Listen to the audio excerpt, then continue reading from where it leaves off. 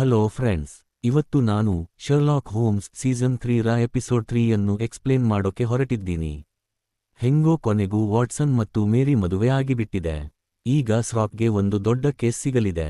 ಬ್ರಿಟನ್ನ higher officials ಮ್ಯಾಗ್ನೆಸನ್ ಅನ್ನೋ ಒಬ್ಬ ವ್ಯಕ್ತಿಯನ್ನು ಇಂಟೆರಿಗೇಟ್ ಮಾಡ್ತಾ ಇರ್ತಾರೆ. ಯಾಕಂದ್ರೆ ಅವನು ದೇಶದ ಪ್ರೈಮ್ ಮಿನಿಸ್ಟರ್ ಅನ್ನೇ ಹೋಗಿ ಮೀಟ್ ಮಾಡ್ತಾ ಇರ್ತಾನೆ. ನಿಜ ಹೇಳ್ಬೇಕಂದ್ರೆ ಈ ಮ್ಯಾಗ್ನೆಸನ್ ಒಬ್ಬ ದೊಡ್ಡ ಕಂಪನಿ ಓನರ್. ಅವನ ಹತ್ರ ಒಂದು ಸ್ಪೆಷಲ್ ಪವರ್ ಇರುತ್ತೆ. ಅವನು ಏನೇ ನೋಡಿದ್ರು ಏನೇ ಕೇಳಿದ್ರು ಅದನ್ನ ಯಾವತ್ತೂ ಮರೆಯಲ್ಲ. ಈ ಪವರ್ಫುಲ್ ಮೆಮರಿ ಇಟ್ಕೊಂಡು ಅವನು ಯಾವುದೇ ವ್ಯಕ್ತಿಯ ಕಂಪ್ಲೀಟ್ ಡೀಟೇಲ್ಸ್ ಅನ್ನು ನೆನಪಿನಲ್ಲಿ ಇಟ್ಕೋಬಹುದು.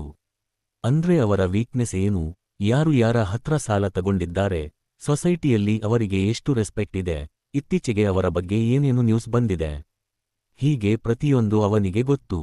ಅಷ್ಟೇ ಯಾಕೆ, ಅಲ್ಲಿದ್ದ ಒಬ್ಬ ಲೇಡಿ ಇನ್ವೆಸ್ಟಿಗೇಟಿಂಗ್ ಆಫೀಸರ್ ಹಾಕೊಂಡಿದ್ದ ಡ್ರೆಸ್ ನೋಡಿ ಅವಳ ಗಂಡನಿಗೆ ಒಬ್ಬ ಯಂಗ್ ಹುಡುಗಿ ಜೊತೆ ಅಫೇರ್ ಇದೆ ಅನ್ನೋ ವಿಷಯನೂ ಹೇಳ್ತಾನೆ.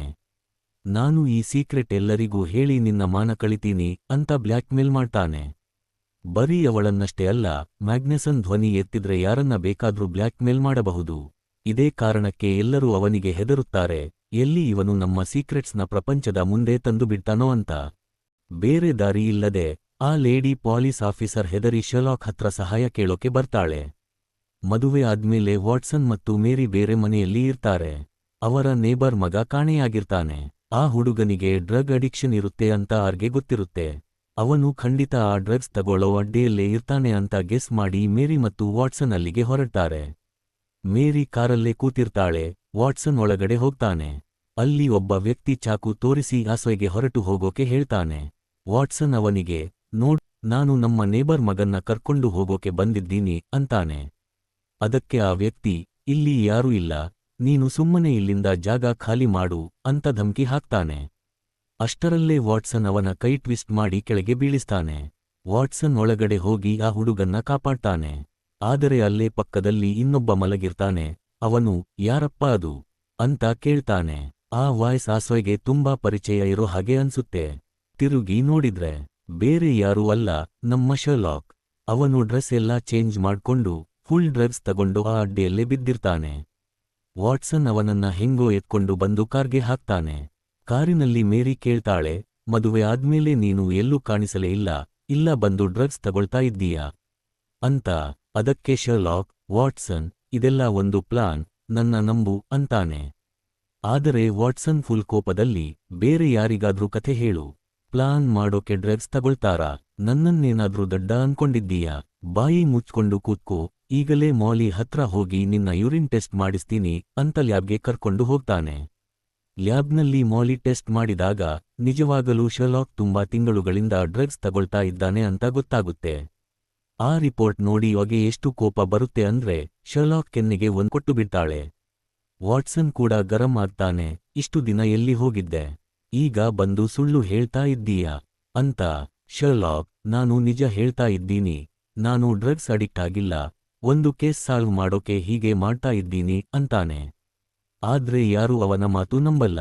ಈ ವಿಷಯ ನ್ಯೂಸ್ನಲ್ಲಿ ಹರಡಿಬಿಡುತ್ತೆ, ಶರ್ಲಾಕ್ ಹೋಮ್ಸ್ ಡ್ರಗ್ಸ್ ಅಡಿಕ್ಟ್ ಆಗಿದ್ದಾನೆ ಅಂತ. ಇದನ್ನ ಕೇಳಿ ಮೈಕ್ರಾಫ್ಟ್ ಶರ್ಲಾಕ್ ಮನೆಗೆ ಬಂದು ತಲಾಶ್ ಮಾಡ್ತಾನೆ.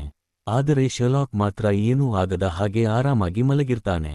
ಮೈಕ್ರಾಫ್ಟ್ ಅವನ ಶರ್ಟ್ ಬಟನ್ ಓಪನ್ ಮಾಡೋಕೆ ಹೋದಾಗ ಶರ್ಲಾಕ್ ಕಿರುಚಾಡ್ತಾನೆ, ನಾನೇ ಹೇಳ್ತೀನಿ ಕೇಳು, ನಾನು ಡ್ರಗ್ಸ್ ತಗೊಳ್ತಾ ಇರೋದು ನಿಜ, ಆದ್ರೆ ಅದು ಈ ಕೇಸ್ಗೋಸ್ಕರ. ಮ್ಯಾಗ್ನೆಸನ್ ಅನ್ನೋ ಒಬ್ಬ ವ್ಯಕ್ತಿ ಇದ್ದಾನೆ, ಅವನು ಬ್ಲ್ಯಾಕ್ ಮೇಲ್ ಮಾಡೋದ್ರಲ್ಲಿ ಎಕ್ಸ್ಪರ್ಟ್. ಅವನನ್ನ ಸ್ಟಾಪ್ ಮಾಡೋಕೆ ನಾನು ಈ ಡ್ರಾಮಾ ಮಾಡ್ತಾ ಇದ್ದೀನಿ ಅಂತಾನೆ. ಮ್ಯಾಗ್ನೆಸನ್ ಹೆಸರು ಕೇಳಿದ ತಕ್ಷಣ ಮೈಕ್ರಾಫ್ಟ್ ಶಾಕ್ ಆಗ್ತಾನೆ. ಅವನು ತುಂಬಾ ಪವರ್ಫುಲ್ ಮತ್ತು ಡೇಂಜರಸ್ ವ್ಯಕ್ತಿ. ಅವನ ಹತ್ರ ತುಂಬಾ ದುಡ್ಡಿದೆ, ಗವರ್ನಮೆಂಟ್ನ ಎಷ್ಟೋ ಸೀಕ್ರೆಟ್ ಫೈಲ್ಸ್ ಅವನ ಹತ್ರ ಇವೆ. ಅವನ ತಂಟೆಗೆ ಹೋದ್ರೆ ಸಾವು ಗ್ಯಾರಂಟಿ. ಅದಕ್ಕೆ ಅವನನ್ನ ನಿನ್ನ ತಲೆಯಿಂದ ಬಿಟ್ಟು ಬಿಡು, ಬೇರೆ ಯಾವುದಾದ್ರೂ ಕೇಸ್ ನೋಡ್ಕೋ ಅಂತ ವಾರ್ನ್ ಮಾಡ್ತಾನೆ. ಆದ್ರೆ ಶರ್ಲಾಕ್ ಕೇಳಲ್ಲ.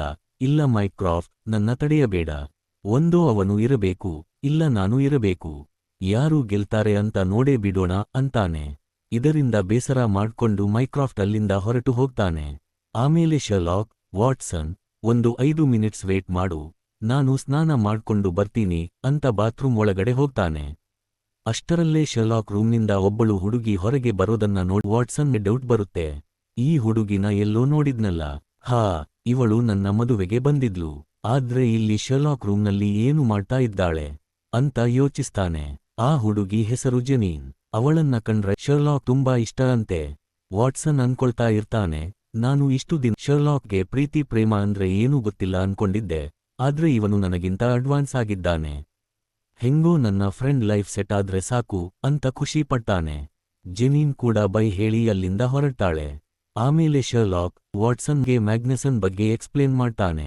ವಾಟ್ಸನ್, ನೀನು ಇದುವರೆಗೂ ಎಷ್ಟೋ ಮರ್ಡರ್, ಕಳ್ಳತನ ಕೇಸ್ ಸಾಲ್ವ್ ಮಾಡಿದ್ದೀಯಾ, ಆದ್ರೆ ಮ್ಯಾಗ್ನೆಸನ್ ತರಹದ ಸೂಪರ್ ಬ್ರೈನ್ನ ನೀನು ಎಲ್ಲೂ ನೋಡಿರಲ್ಲ. ಅವನ ಅಸಾಧಾರಣ ಅವರಿಂದ ಯಾರನ್ನ ಬೇಕಾದ್ರೂ ಬ್ಲ್ಯಾಕ್ ಮೇಲ್ ಮಾಡ್ತಾನೆ. ಅವನ ದೊಡ್ಡ ಬಂಗಲೆಯ ಹೆಸರು ಆಪಲ್ಡೋ. ಅಲ್ಲಿ ಎಲ್ಲರ ಸೀಕ್ರೆಟ್ ಡೀಟೇಲ್ಸ್ ಇವೆ. ಅವನು ಅದನ್ನ ಕಂಪ್ಯೂಟರ್ನಲ್ಲಿ ಸೇವ್ ಮಾಡಲ್ಲ, ಬರೀ ಹಾರ್ಡ್ ಕಾಪೀಸ್ ಇಟ್ಕೊಂಡಿದ್ದಾನೆ. ಯಾಕಂದ್ರೆ ಕಂಪ್ಯೂಟರ್ ಆದ್ರೆ ಹ್ಯಾಕ್ ಮಾಡಬಹುದು ಅಂತ ಅವನಿಗೆ ಗೊತ್ತು. ಈ ಫೈಲ್ಸ್ ಇಟ್ಕೊಂಡೇ ಅವನು ಎಲ್ಲರನ್ನ ಕಂಟ್ರೋಲ್ ಮಾಡ್ತಾ ಇರೋದು. ಆ ಫೈಲ್ಸ್ ಅನ್ನ ನಾಶ ಮಾಡಿದ್ರೆ ಅವನ ಆಟ ಬಂದಾಗುತ್ತೆ. ಅಷ್ಟರಲ್ಲೇ ಮ್ಯಾಗ್ನೆಸನ್ ತನ್ನ ಜೊತೆ ಶರ್ಲಾಕ್ ಮನೆಗೆ ನುಗ್ತಾನೆ. ಅವನು ವಾಟ್ಸನ್ ಕೈ ಮುಟ್ಟಿ ನೋಡಿ, ಇವನು ನಮಗೆ ಅಷ್ಟೊಂದು ಇಂಪಾರ್ಟೆಂಟ್ ಅಲ್ಲ ಅಂತ ನೆಗ್ಲೆಕ್ಟ್ ಮಾಡ್ತಾನೆ. ಆಮೇಲೆ ಶರ್ಲಾಕ್ ಹತ್ರ ಬಂದು, ಶರ್ಲಾಕ್, ನಿನ್ನ ವೀಕ್ನೆಸ್ ಏನು ಗೊತ್ತಾ, ರೀಡ್ ಬಿಯರ್ಡ್ ಅಂತಾನೆ. ಇದನ್ನು ಕೇಳಿ ಶರ್ಲಾಕ್ ಕಂಪ್ಲೀಟ್ ಶಾಕ್ ಆಗ್ತಾನೆ. ಯಾಕಂದ್ರೆ ಚಿಕ್ಕ ವಯಸ್ಸಿನಲ್ಲಿ ಶರ್ಲಾಕ್ ಹತ್ರ ಒಂದು ಪೆಟ್ ನಾಯಿ ಇತ್ತು, ಅದರ ಹೆಸರು ರೀಡ್ ಬಿಯರ್ಡ್. ಇಷ್ಟು ಹಳೆ ಪರ್ಸನಲ್ ವಿಷಯ ಎಸ್ಸೆಗೆ ಹೆಂಗೆ ಗೊತ್ತು ಆಯ್ತು? ಯಾಕಂದ್ರೆ ಆಪಲ್ಡೋನಲ್ಲಿ ಸ್ರಾಕ ಒಂದು ಸೀಕ್ರೆಟ್ ಫೈಲ್ ಇದೆ, ಅದರಲ್ಲಿ ಅವನ ಕಂಪ್ಲೀಟ್ ಹಿಸ್ಟರಿ ಇದೆ. ಶರ್ಲಾಕ್ ಕೇಳ್ತಾನೆ, ನಿನ್ನ ಹತ್ರ ಆ ಲೇಡಿ ಆಫೀಸರ್ ಸೀಕ್ರೆಟ್ ಫೈಲ್ಸ್ ಇಲ್ವಾ? ಅದನ್ನ ನನಗೆ ಕೊಟ್ಟು ಬಿಡು, ಅವಳನ್ನ ತೊಂದರೆ ಮಾಡಬೇಡ, ನಾನು ನಿನ್ನ ಯಾವುದೇ ಕೆಲಸಕ್ಕೂ ಅಡ್ಡ ಬರಲ್ಲ ಅಂತಾನೆ. ಅದಕ್ಕೆ ಮ್ಯಾಗ್ನೆಸನ್ನಕ್ಕೂ ಬಾತ್ರೂಮ್ಗೆ ಹೋಗೋ ಬದಲು ಅಲ್ಲೇ ಹಾಲ್ನಲ್ಲೇ ಯೂರಿನ್ ಪಾಸ್ ಮಾಡಿ ವಿಕೃತವಾಗಿ ಆಡ್ತಾನೆ. ನೋಡು ಶರ್ಲಾಕ್, ಆ ಫೈಲ್ಸ್ ನಾನು ನಿನಗೆ ಕೊಡಲ್ಲ, ಬೇಕಾದ್ರೆ ಹೋಗಿ ಆ ಆಫೀಸರ್ಗೆ ಹೇಳಿಕೊಡು ಅಂತ ಚಾಲೆಂಜ್ ಮಾಡಿ ಅಲ್ಲಿಂದ ಹೊರಟು ಹೋಗ್ತಾನೆ. ಅವನು ಹೋದಮೇಲೆ ಶರ್ಲಾಕ್ ಹೇಳ್ತಾನೆ, ವಾಟ್ಸನ್, ನಾನು ಇಷ್ಟು ದಿನ ಡ್ರಗ್ ಅಡಿಕ್ಟ್ ತರಹ ಡ್ರಾಮಾ ಮಾಡಿದ್ದು ಇದಕ್ಕೇನೆ. ಇಡೀ ಪ್ರಪಂಚಕ್ಕೆ ನಾನು ಡ್ರಗ್ ಅಡಿಕ್ಟ್ ಅಂತ ಗೊತ್ತಾಗಬೇಕು ಅಂತ ಕಾಯ್ತಾ ಇದ್ದೆ. ಈಗ ಮ್ಯಾಗ್ನೆಸನ್ ನನ್ನನ್ನ ಒಬ್ಬ ಹುಚ್ಚ ಅಂತ ಅನ್ಕೊಂಡಿದ್ದಾನೆ, ನನ್ನನ್ನ ಸೀರಿಯಸ್ ಆಗಿ ತಗೊಳ್ತಾ ಇಲ್ಲ. ಇನ್ಮೇಲೆ ಅವನು ನನ್ನ ಕಡೆ ಗಮನ ಕೊಡಲ್ಲ. ಆದ್ರೆ ನಮ್ಮ ಅಸಲಿ ಕೆಲಸ ಈಗ ಶುರುವಾಗುತ್ತೆ. ಆ ಲೇಡಿ ಆಫೀಸರ್ ಫೈಲ್ಸ್ ಮ್ಯಾಗ್ನೆಸನ್ ಆಫೀಸ್ನಲ್ಲೇ ಇರಬೇಕು. ಇವತ್ತು ಸಂಜೆ 7 ಗಂಟೆಗೆ ಅವನು ತನ್ನ ಮಾರ್ಕೆಟಿಂಗ್ ಟೀಮ್ ಜೊತೆ ಡಿನ್ನರ್ಗೆ ಹೋಗ್ತಾ ಇದ್ದಾನೆ, ರಾತ್ರಿ 10 ಗಂಟೆಗೆ ವಾಪಸ್ ಬರ್ತಾನೆ. ಆ ಗ್ಯಾಪ್ನಲ್ಲಿ ನಾವು ಅವನ ಆಫೀಸ್ಗೆ ನುಗ್ಗಿ ಫೈಲ್ ತರಬೇಕು. ವಾಟ್ಸನ್ ಕೇಳ್ತಾನೆ, ಅವನು ಕರೆಕ್ಟಾಗಿ 7 ಗಂಟೆಗೆ ಹೋಗ್ತಾನೆ ಅಂತ ನಿನಗೆ ಹೆಂಗೆ ಗೊತ್ತು? ಅದಕ್ಕೆ ಶರ್ಲಾಕ್, ಅದೊಂದು ಸೀಕ್ರೆಟ್, ಆಮೇಲೆ ಹೇಳ್ತೀನಿ ಅಂತಾನೆ. ಈಗ ಸಂಜೆ 7 ಗಂಟೆ ಆಗಿರುತ್ತೆ. ಮ್ಯಾಗ್ನೆಸನ್ ಆಫೀಸ್ನಿಂದ ಹೊರಟು ಹೋಗಿರ್ತಾನೆ. ಆದ್ರೆ ಆ ಆಫೀಸ್ ಒಳಗೆ ಹೋಗೋದು ಅಷ್ಟು ಸುಲಭವಲ್ಲ. ಅದು ಬಿಲ್ಡಿಂಗ್ನ ಟಾಪ್ ಫ್ಲೋರ್ನಲ್ಲಿದೆ, ಮಲ್ಟಿ ಲೇಯರ್ ಸೆಕ್ಯೂರಿಟಿ ಇರುತ್ತೆ. ಒಳಗೆ ಹೋಗೋಕೆ ಒಂದು ಲಿಫ್ಟ್ ಇದೆ, ಅದಕ್ಕೆ ಸ್ಪೆಷಲ್ ಆಕ್ಸೆಸ್ ಕಾರ್ಡ್ ಬೇಕು. ಒಂದು ವೇಳೆ ಕಾರ್ಡ್ ಸಿಕ್ಕಿ ಸ್ವೈಪ್ ಮಾಡಿದ್ರೂ ಮ್ಯಾಗ್ನೆಸನ್ ಅವರ PA ವಿಡಿಯೋ ಕಾಲ್ನಲ್ಲಿ ನೋಡಿ ಕನ್ಫರ್ಮ್ ಮಾಡ್ಕೊಂಡೆ ಒಳಗೆ ಬಿಡಬೇಕು. ಈಗ ಮ್ಯಾಗ್ನೆಸನ್ ಆಫೀಸ್ನಲ್ಲಿ ಇಲ್ಲದೇ ಇರೋದ್ರಿಂದ ಅವಳು ಯಾರನ್ನೂ ಒಳಗೆ ಬಿಡಲ್ಲ. ವಾಟ್ಸನ್ ಅಂತಾನೆ, ಇದೆಲ್ಲ ಇಂಪಾಸಿಬಲ್, ಹೆಂಗೆ ಹೋಗ್ತೀವಿ ಒಳಗೆ? ಶರ್ಲಾಕ್ ನಕ್ಕು, ನಮ್ಮ ಹತ್ರ ಆಕ್ಸೆಸ್ ಕಾರ್ಡ್ ಇದೆ ವಾಟ್ಸನ್ ಅಂತ ತೋರಿಸ್ತಾನೆ. ಸರಿ, ಆದ್ರೆ ಆ PA ನಮ್ಮನ್ನ ನೋಡಿದ ತಕ್ಷಣ ಕಂಡುಹಿಡಿದು ಬಿಡ್ತಾಳಲ್ಲ ಅಂತ ವಾಟ್ಸನ್ ಕೇಳ್ತಾನೆ. ಅದಕ್ಕೆ ಶರ್ಲಾಕ್, ಮನುಷ್ಯರು ಮಾಡೋ ತಪ್ಪಿನಿಂದಲೇ ನಾವು ಒಳಗೆ ಹೋಗೋದು ಅಂತ ಹೇಳಿ ಲಿಫ್ಟ್ ಹತ್ರ ಕರ್ಕೊಂಡು ಹೋಗ್ತಾನೆ. ಕಾರ್ಡ್ ಸ್ವೈಪ್ ಮಾಡಿದ ತಕ್ಷಣ ವಿಡಿಯೋ ಕಾಲ್ ಆನ್ ಆಗುತ್ತೆ. ಅಲ್ಲಿರೋ PA ಬೇರೆ ಯಾರೂ ಅಲ್ಲ, ಶರ್ಲಾಕ್ನ ಗರ್ಲ್ಫ್ರೆಂಡ್ ಜೆನೀನ್. ಅವಳು ಆಯಸ್ಸೆಗೆ PA ಆಗಿರ್ತಾಳೆ. ಸ್ರಾಕ ನೋಡಿ ಅವಳು, ಶರ್ಲಾಕ್, ನೀನು ಇಲ್ಲಿ ಏನು ಮಾಡ್ತಾ ಇದ್ದೀಯಾ ಅಂತ ಕೇಳ್ತಾಳೆ. ಶರ್ಲಾಕ್ ಮಾತಾಡಿ, ನಿನ್ನ ನೋಡಬೇಕು ಅನ್ನಿಸ್ತು, ಅದಕ್ಕೆ ಬಂದೆ, ಪ್ಲೀಸ್ ಒಳಗೆ ಬಿಡು ಅಂತಾನೆ. ಅವಳು, ಇದು ತುಂಬಾ ಸೆಕ್ಯೂರ್ ಪ್ಲೇಸ್, ನಾನು ಯಾರನ್ನೂ ಒಳಗೆ ಬಿಡೋಕೆ ಆಗಲ್ಲ ಅಂತಾಳೆ. ಆಗ ಶರ್ಲಾಕ್ ಒಂದು ರಿಂಗ್ ಹೊರಗೆ ತೆಗೆದು ಅವಳಿಗೆ ಮದುವೆ ಪ್ರಪೋಸ್ ಮಾಡ್ತಾನೆ. ಜೆನೀನ್ ಖುಷಿ ತಡೆಯೋಕೆ ಆಗದೆ ಲಿಫ್ಟ್ ಓಪನ್ ಮಾಡ್ತಾಳೆ. ಲಿಫ್ಟ್ ಒಳಗೆ ಹೋದಮೇಲೆ ಶರ್ಲಾಕ್ ಹೇಳ್ತಾನೆ, ನೋಡಿದ್ಯಾ ವಾಟ್ಸನ್, ಪ್ರೀತಿ ಅನ್ನೋದು ಮನುಷ್ಯನನ್ನ ಎಷ್ಟು ಬ್ಲೈಂಡ್ ಮಾಡುತ್ತೆ ಅಂತ. ಜೆನೀನ್ ನನ್ನ ಪ್ರೀತಿಸಿದ್ದಕ್ಕೆ ಇವತ್ತು ನಾವು ಒಳಗೆ ಹೋಗ್ತಾ ಇದ್ದೀವಿ. ಅಂದ್ರೆ ಆ ಆಫೀಸ್ ಒಳಗೆ ಹೋಗೋಕೋಸ್ಕರನೇ ಶರ್ಲಾಕ್ ಇಷ್ಟು ದಿನ ಜೆನೀನ್ನ ಪ್ರೀತಿಸೋ ಹಾಗೆ ನಾಟಕ ಮಾಡಿದ್ದ. ಅವಳಿಂದನೇ ಕಾರ್ಡ್ ತಗೊಂಡಿದ್ದ. ಮ್ಯಾಗ್ನೆಸನ್ ಎಲ್ಲಿ ಹೋಗ್ತಾನೆ, ಏನು ಮಾಡ್ತಾನೆ ಅನ್ನೋ ಇನ್ಫಾರ್ಮೇಶನ್ ಕಲೆಕ್ಟ್ ಮಾಡ್ತಾ ಇದ್ದ. ಅವರಿಬ್ಬರೂ ಮ್ಯಾಗ್ನೆಸನ್ ಆಫೀಸ್ ರೂಮ್ಗೆ ಹೋದಾಗ ಅಲ್ಲಿ ಜೆನೀನ್ ಪ್ರಜ್ಞೆ ತಪ್ಪಿ ಬಿದ್ದಿರ್ತಾಳೆ. ಅವಳ ತಲೆಯಿಂದ ರಕ್ತ ಬರ್ತಾ ಇರುತ್ತೆ. ಅಲ್ಲಿ ಒಂದು ಪರ್ಫ್ಯೂಮ್ ಸ್ಮೆಲ್ ಬರ್ತಾ ಇರುತ್ತೆ. ಶರ್ಲಾಕ್ ಅದನ್ನ ಸ್ಮೆಲ್ ಮಾಡಿ, ಇದು ಕ್ಲೇರ್ ದ ಲರ್ಲೂನ್ ಪರ್ಫ್ಯೂಮ್, ಇದು ಜೆನೀನ್ ಪರ್ಫ್ಯೂಮ್ ಅಲ್ಲ, ಬೇರೆ ಯಾರೋ ಹೆಂಗಸು ಇಲ್ಲಿದ್ದಾಳೆ. ಬಹುಶಃ ಆ ಲೇಡಿ ಆಫೀಸರ್ ತನ್ನ ಫೈಲ್ಸ್ ತಗೊಳ್ಳೋಕೆ ಬಂದು ಇವಳನ್ನ ಹೊಡೆದಿರಬೇಕು. ನಾನು ಮೇಲಿನ ರೂಮ್ಗೆ ಹೋಗಿ ನೋಡ್ತೀನಿ, ನೀನು ಇಲ್ಲೇ ಇರು ಅಂತ ಮೇಲಕ್ಕೆ ಹೋಗ್ತಾನೆ. ಮೇಲೆ ಹೋದಾಗ ಒಬ್ಬಳು ಲೇಡಿ ಗನ್ ಹಿಡ್ಕೊಂಡು ನಿಂತಿರ್ತಾಳೆ. ಶರ್ಲಾಕ್ ಅವಳಿಗೆ, ಮ್ಯಾಡಮ್, ನಾನು ನಿಮ್ಮ ಫೈಲ್ ಹುಡುಕಿ ಕೊಟ್ಟೀನಿ, ಗನ್ ಕೆಳಗೆ ಇಡಿ ಅಂತಾನೆ. ಆ ಹೆಂಗಸು ತಿರುಗಿ ನೋಡಿದಾಗ ಶರ್ಲಾಕ್ ಕಂಪ್ಲೀಟ್ ಶಾಕ್ ಆಗ್ತಾನೆ. ಯಾಕಂದ್ರೆ ಆ ಗನ್ ಹಿಡಿದಿರೋದು ಬೇರೆ ಯಾರೂ ಅಲ್ಲ, ವಾಟ್ಸನ್ ಹೆಂಡತಿ ಮೇರಿ. ಶರ್ಲಾಕ್ ಕೇಳ್ತಾನೆ, ಮೇರಿ ನೀನಾ? ನೀನು ಯಾಕೆ ಮ್ಯಾಗ್ನಸನ್ನ ಕೊಲ್ಲೋಕೆ ಬಂದಿದ್ದೀಯಾ? ಇವನು ನಿನ್ನನ್ನೇನಾದ್ರೂ ಬ್ಲ್ಯಾಕ್ ಮೇಲ್ ಮಾಡ್ತಾ ಇದ್ದಾನಾ? ಹೆದರಬೇಡ, ನಾನು ನಿನ್ನ ಕಾಪಾಡ್ತೀನಿ ಅಂತ ಒಂದಡಿ ಮುಂದೆ ಇಡ್ತಾನೆ. ಆದ್ರೆ ಮೇರಿ, ಮುಂದೆ ಬರಬೇಡ ಶರ್ಲಾಕ್, ಶೂಟ್ ಮಾಡ್ತೀನಿ ಅಂತಾಳೆ. ಶರ್ಲಾಕ್, ನೀನು ನನ್ನ ಶೂಟ್ ಮಾಡಲ್ಲ ಅಂತ ಮುಂದೆ ಹೋದಾಗ ಮೇರಿ ನಿಜವಾಗಲೂ ಅವನಿಗೆ ಶೂಟ್ ಮಾಡಿಬಿಡ್ತಾಳೆ. ಶರ್ಲಾಕ್ ನೆಲಕ್ಕೆ ಬಿದ್ದು ಒದ್ದಾಡ್ತಿರ್ತಾನೆ. ಮೇರಿ ಅಲ್ಲಿಂದ ಎಸ್ಕೇಪ್ ಆಗ್ತಾಳೆ. ಗನ್ ಸೌಂಡ್ ಕೇಳಿ ವಾಟ್ಸನ್ ಓಡಿ ಬರ್ತಾನೆ. ಶರ್ಲಾಕ್ ಸಾವು ಬದುಕಿನ ಮಧ್ಯೆ ಹೋರಾಡುತ್ತಿರುವುದನ್ನು ನೋಡಿ ತಕ್ಷಣ ಆಂಬ್ಯುಲೆನ್ಸ್ಗೆ ಕಾಲ್ ಮಾಡಿ ಹಾಸ್ಪಿಟಲ್ಗೆ ಕರ್ಕೊಂಡು ಹೋಗ್ತಾನೆ. ಹಾಸ್ಪಿಟಲ್ನಲ್ಲಿ ಶರ್ಲಾಕ್ ಕೋಮಾಗೆ ಹೋಗ್ತಾನೆ. ಅವನು ತನ್ನ ಮೈಂಡ್ ಪ್ಯಾಲೇಸ್ ಒಳಗೆ ಹೋಗಿ ಬದುಕೋಕೆ ದಾರಿ ಹುಡುಕ್ತಾ ಇರ್ತಾನೆ. ಅಲ್ಲಿ ಅವನಿಗೆ ಮೈಕ್ರಾಫ್ಟ್ ಮತ್ತು ರೀಡ್ ಬಿಯರ್ಡ್ ಕಾಣಿಸ್ತಾರೆ. ನೀನು ಇಲ್ಲೇ ಇದ್ರೆ ಸತ್ತು ಹೋಗ್ತೀಯಾ, ತಕ್ಷಣ ಹೊರಗೆ ಹೋಗು ಅಂತ ಮೈಂಡ್ ಪ್ಯಾಲೇಸ್ ಎಚ್ಚರಿಸುತ್ತೆ. ಹೆಂಗೋ ಹೋರಾಡಿ ಕೊನೆಗೂ ಕಣ್ಣು ಬಿಡ್ತಾನೆ. ಅವನು ಪ್ರಜ್ಞೆ ತಪ್ಪಿದಾಗ ಎಷ್ಟೋ ಜನ ಬಂದು ನೋಡ್ಕೊಂಡು ಹೋಗಿರ್ತಾರೆ. ಆದ್ರೆ ಮೇರಿ ಬಂದು ಅವನ ಕಿವಿ ಹತ್ತಿರ, ಪ್ಲೀಸ್ ಈ ವಿಷಯ ವಾಟ್ಸನ್ಗೆ ಹೇಳ್ಬೇಡ ಅಂತ ರಿಕ್ವೆಸ್ಟ್ ಮಾಡಿದ್ದು ಅವನಿಗೆ ನೆನಪಿರುತ್ತೆ. ಸ್ರಾಕ್ಗೆ ಮೊದಲ ಬಾರಿ ತನಗೆ ತುಂಬಾ ಕ್ಲೋಸ್ ಆಗಿರೋರು ದ್ರೋಹ ಮಾಡಿದ್ದಾರೆ ಅಂತ ಗೊತ್ತಾಗುತ್ತೆ. ಮೇರಿ ಹೇಳಿದ್ದೆಲ್ಲ ಸುಳ್ಳು ಅಂತ ಗೊತ್ತಾದ ಮೇಲೆ ಅವಳ ಹಿಸ್ಟರಿ ತಿಳಿಯೋಕೆ ಹಾಸ್ಪಿಟಲ್ ವಿಂಡೋದಿಂದ ಜಂಪ್ ಮಾಡಿ ಎಸ್ಕೇಪ್ ಆಗ್ತಾನೆ. ರಾತ್ರಿ ಮೇರಿ ರಸ್ತೆಯಲ್ಲಿ ನಡ್ಕೊಂಡು ಹೋಗ್ತಾ ಇರಬೇಕಾದ್ರೆ ಶರ್ಲಾಕ್ ಕಾಲ್ ಮಾಡ್ತಾನೆ. ನಿನ್ನ ಎದುರುಗಡೆ ಇರೋ ಬಿಲ್ಡಿಂಗ್ ನೋಡು ಅಂತಾನೆ. ಅಲ್ಲಿ ಬಿಲ್ಡಿಂಗ್ ಮೇಲೆ ಮೇರಿ ಫೋಟೋ ಪ್ರಾಜೆಕ್ಟ್ ಆಗ್ತಾ ಇರುತ್ತೆ. ನಾನು ಈ ಬಿಲ್ಡಿಂಗ್ ಒಳಗಡೆ ಇದ್ದೀನಿ, ಇಲ್ಲಿಗೆ ಬಾ ಅಂತಾಳೆ. ಮೇರಿ ಒಳಗೆ ಹೋದಾಗ ಶರ್ಲಾಕ್ ನಿಂತಿರ್ತಾನೆ. ಮೇರಿ ಕೇಳ್ತಾಳೆ, ಯಾಕೆ ಹೀಗೆ ಮಾಡ್ತಾ ಇದ್ದೀಯಾ? ಅದಕ್ಕೆ ಶರ್ಲಾಕ್, ನೀನು ನನ್ನ ಶೂಟ್ ಮಾಡ್ಬಿಟ್ಟು ಏನೂ ತಿಳಿಯದ ಹಾಗೆ ಕೇಳ್ತಾ ಇದ್ದೀಯಾ? ನನಗೆ ನಿನ್ನ ಮೇಲೆ ಮೊದಲೇ ಡೌಟ್ ಇತ್ತು. ವಾಟ್ಸನ್ನ ಕಿಡ್ನ್ಯಾಪ್ ಮಾಡಿದಾಗ ಕಳುಹಿಸಿದ್ದ ಆ ಕಷ್ಟದ ಕೋಡ್ನ ನೀನು ತುಂಬಾ ಈಸಿಯಾಗಿ ಡಿಕೋಡ್ ಮಾಡಿದ್ದೆ. ಅಷ್ಟು ಇಂಟೆಲಿಜೆನ್ಸ್ ನಿನಗಿದೆ. ನಿಮ್ಮ ಮದುವೆಯಲ್ಲಿ ಮೇಜರ್ ಜೇಮ್ಸ್ ಇದ್ದ ರೂಮ್ ನಂಬರ್ ನಮಗೆ ನೆನಪಿರಲಿಲ್ಲ, ಆದ್ರೆ ನಿನಗೆ ನೆನಪಿತ್ತು. ನಿನ್ನ ಮೆಮರಿ ಪವರ್ ತುಂಬಾ ಶಾರ್ಪ್ ಆಗಿದೆ. ನೀನು ನನಗೆ ಶೂಟ್ ಮಾಡಿದ್ದು ಕರೆಕ್ಟ್ ಆಗಿ ಪ್ರಾಣ ಹೋಗದ ಜಾಗಕ್ಕೆ. ಅಂದ್ರೆ ನೀನು ಒಬ್ಬ ಪ್ರೊಫೆಷನಲ್ ಶೂಟರ್ ಅಂತಾನೆ. ಆಗ ಮೇರಿ ಮತ್ತೆ ಗನ್ ತೆಗೆದು ಶೂಟ್ ಮಾಡೋಕೆ ಹೋಗ್ತಾಳೆ. ನಾನು ಮನಸ್ಸು ಮಾಡಿದ್ರೆ ಅವತ್ತೇ ನಿನ್ನ ಮುಗಿಸಬಹುದಿತ್ತು, ಆದ್ರೆ ಈಗ ನಿನ್ನ ಕಥೆ ಮುಗಿಸ್ತೀನಿ ಅಂತಾಳೆ. ಶರ್ಲಾಕ್ ಅಂತಾನೆ, ನನ್ನ ಶೂಟ್ ಮಾಡಿದ್ರೆ ನೀನು ಸಿಕ್ಕಿ ಹಾಕ್ಕೊಳ್ತೀಯಾ? ಯಾಕಂದ್ರೆ ಬಿಲ್ಡಿಂಗ್ ಹೊರಗೆ ನಿನ್ನ ಪೋಸ್ಟರ್ ಹಾಕಿದ್ದೀನಿ. ಆರ್ಗೆ ಗೊತ್ತಾಗುತ್ತೆ ತನ್ನೆದುರು ಇರೋದು ಅಸಲಿ ಶರ್ಲಾಕ್ ಅಲ್ಲ, ಅದು ಕೇವಲ ಒಂದು ಗೊಂಬೆ ಅಂತ. ಅಷ್ಟರಲ್ಲೇ ಅಸಲಿ ಶರ್ಲಾಕ್ ಅವಳ ಹಿಂದಿನಿಂದ ಬರ್ತಾನೆ. ಆದರೆ ಅಸಲಿ ಟ್ವಿಸ್ಟ್ ಇಲ್ಲಿದೆ. ಶರ್ಲಾಕ್ ಹೇಳ್ತಾನೆ, ಮೇರಿ, ನೀನು ದಮ್ಮಿ ಅಂತ ಅನ್ಕೊಂಡಿರೋದು ಬರೀ ಗೊಂಬೆ ಅಲ್ಲ, ಅದರ ಹಿಂದೆ ಯಾರು ನಿಂತಿದ್ದಾರೆ ನೋಡು. ಆ ಕತ್ತಲೆಯಿಂದ ಹೊರಗೆ ಬರೋದು ಬೇರೆ ಯಾರೂ ಅಲ್ಲ, ಸ್ವತಃ ವಾಟ್ಸನ್. ಆ ಸೊಯ್ಗೆ ಆರ ಅಸಲಿ ಮುಖ ಗೊತ್ತಾಗಿ ಫುಲ್ ಶಾಕ್ ಆಗ್ತಾನೆ. ಮೂವರು ಮನೆಗೆ ಬರ್ತಾರೆ. ವಾಟ್ಸನ್ ಮತ್ತು ಶರ್ಲಾಕ್ ಸೇರಿ ಆರ ವಿಚಾರಣೆ ಮಾಡ್ತಾರೆ. ಮೇರಿ ಒಂದು ಪೆನ್ ಡ್ರೈವ್ ಹೊರಗೆ ತೆಗಿತಾಳೆ. ಅದರ ಮೇಲೆ AGRA ಅಂತ ಬರೆದಿರುತ್ತೆ. ಇದರಲ್ಲಿ ನನ್ನ ಕಂಪ್ಲೀಟ್ ಸೀಕ್ರೆಟ್ಸ್ ಇವೆ. ಇದನ್ನ ನೋಡಿದ್ರೆ ವಾಟ್ಸನ್ ನನ್ನನ್ನ ಜನ್ಮಕ್ಕೂ ಕ್ಷಮಿಸಲ್ಲ ಅಂತಾಳೆ. ವಾಟ್ಸನ್ ಅದನ್ನ ತಗೊಳ್ತಾನೆ. ಮೇರಿ ತನ್ನ ಅಸಲಿ ಕಥೆ ಹೇಳ್ತಾಳೆ. ನನ್ನ ಹೆಸರು ಮೇರಿ ಅಲ್ಲ, ನಾನು ಒಬ್ಬ ಸೀಕ್ರೆಟ್ ಏಜೆಂಟ್ ಆಗಿದ್ದೆ. ಗವರ್ನಮೆಂಟ್ ಪರವಾಗಿ ಎಷ್ಟೋ ಇಲ್ಲೀಗಲ್ ಕೆಲಸ, ಮರ್ಡರ್ಸ್ ಮಾಡಿದ್ದೀನಿ. ನನ್ನ ಈ ಪಾಸ್ಟ್ ಲೈಫ್ ರಿಪೋರ್ಟ್ಸ್ ಮ್ಯಾಗ್ನಸನ್ ಹತ್ರ ಇವೆ. ಅವನು ಅದನ್ನ ಲೀಕ್ ಮಾಡಿದ್ರೆ ನಾನು ಇಡೀ ಲೈಫ್ ಜೈಲಲ್ಲೇ ಇರಬೇಕಾಗುತ್ತೆ. ಅದಕ್ಕೆ ಅವನನ್ನ ಕೊಲ್ಲೋಕೆ ಹೋಗಿದ್ದೆ. ಆದ್ರೆ ಮಧ್ಯದಲ್ಲಿ ಶರ್ಲಾಕ್ ಬಂದ.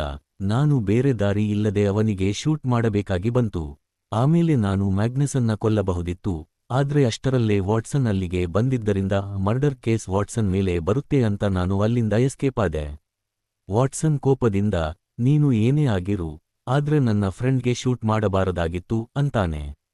ಅದಕ್ಕೆ ಶರ್ಲಾಕ್, ಬಿಡು ವಾಟ್ಸನ್, ಅವಳು ನನಗೆ ಶೂಟ್ ಮಾಡಿದ್ರೂ ಆಂಬ್ಯುಲೆನ್ಸ್ಗೆ ಕಾಲ್ ಮಾಡಿ ನನ್ನ ಪ್ರಾಣ ಉಳಿಸಿದ್ದಾಳೆ ಅಂತ ಅವರಿಬ್ಬರನ್ನ ಒಂದು ಮಾಡೋಕೆ ಟ್ರೈ ಮಾಡ್ತಾನೆ.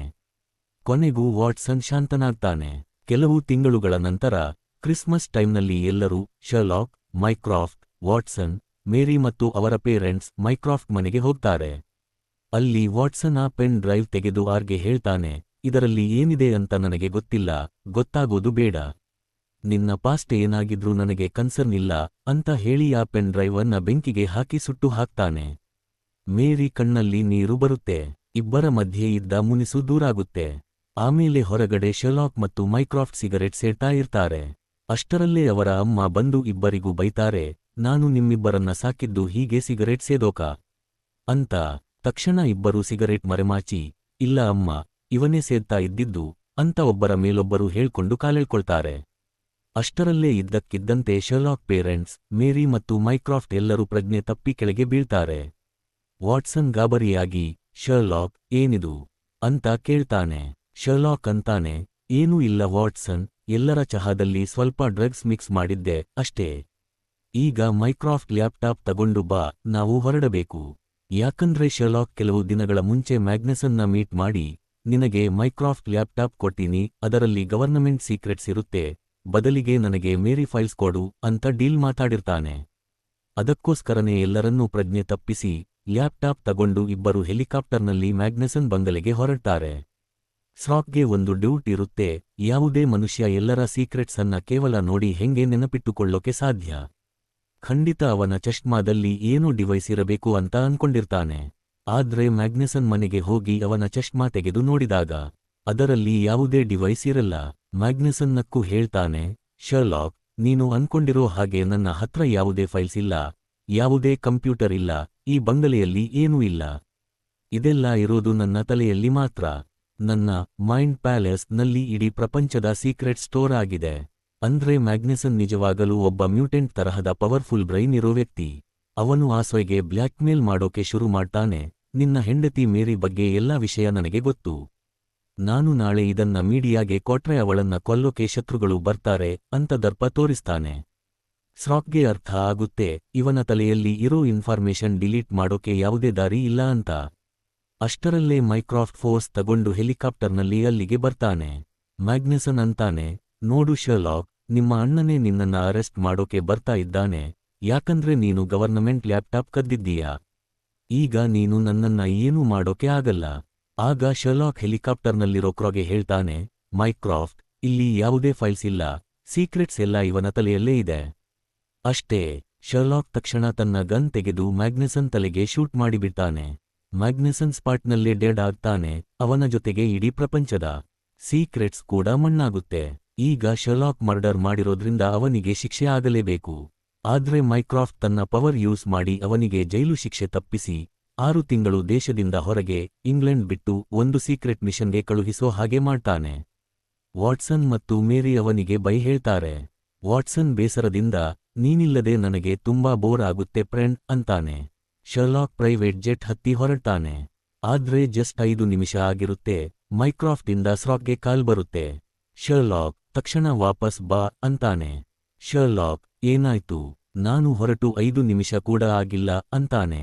ಅದಕ್ಕೆ ಮೈಕ್ರಾಫ್ಟ್, ಇಂಗ್ಲೆಂಡ್ಗೆ ಈಗ ನಿನ್ನ ಅವಶ್ಯಕತೆ ಇದೆ, ಆ ಸೈಕೋ ವಾಪಸ್ ಬಂದಿದ್ದಾನೆ ಅಂತಾನೆ. ಅಷ್ಟೇ, ಇಡೀ ಇಂಗ್ಲೆಂಡ್ನ ಟಿವಿ, ಮೊಬೈಲ್, ಬಿಲ್ ಬೋರ್ಡ್ಗಳಲ್ಲಿ ಕೇವಲ ಒಬ್ಬನ ಮುಖ ಕಾಣಿಸ್ತಾ ಇರುತ್ತೆ. ಅದು ಬೇರೆ ಯಾರೂ ಅಲ್ಲ, ಸ್ರಾಕ ಹಳೆ ಶತ್ರು ಮೋರಿಯಾಟಿ.